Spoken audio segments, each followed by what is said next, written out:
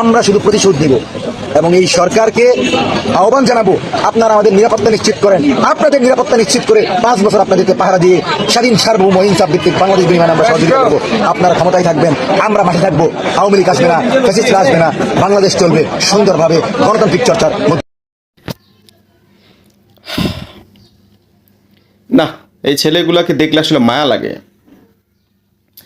এদেরকে যে কারা নার্সিং করে আর কারা এদের ব্রেন ওয়াশ করে ফেলছে, কষ্ট লাগে। দীর্ঘ 20 বছর ধারাবাহিকভাবে 20 বছর তো ছাত্র শিক্ষার্থীদেরকে পড়িয়েছি।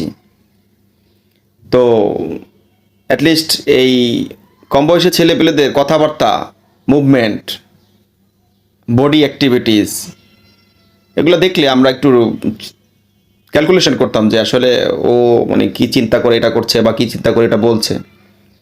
তো এই ছেলেটাকে দেখলে আসলে আফসোস লাগে, কারণ এটা একদম ওয়াস্ট, ব্রেন ওয়াস্ট।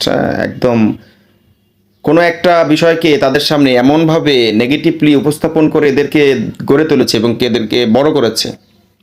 এটা ছাড়া বাকি কোনো কিছুই এদের মাথায় দিয়ে যায়ও না, আসেও না। একদম সহজ একটা উপায় ভাই, এদেশে সহজ একটা উপায়। হাদির মতো একটা ছেলে, একদম তোমাদের পক্ষের শক্তি, সমস্ত জায়গাতে তোমরা, সেই অবস্থায় সেই ছেলেটাকে গুলি করে হত্যা করেছে। দীর্ঘ মাস হয়ে গেছে, তার আসামিকে অ্যারেস্ট পর্যন্ত করতে পারে নাই, করা হয় নাই। বিচার তো পরের বিষয়, দূর কি বাদ ভাই। একটু বুদ্ধি খাটাও, একটু ব্রেনকে খাটাও। মানুষের নাটকীয়তার মধ্যে পড়ে নিজের জীবনকে শেষ করার তো কোনো মানি নাই। তুমি কেন একটা বিশাল জনগোষ্ঠীর সাথে শত্রুতা তৈরি করতেছো?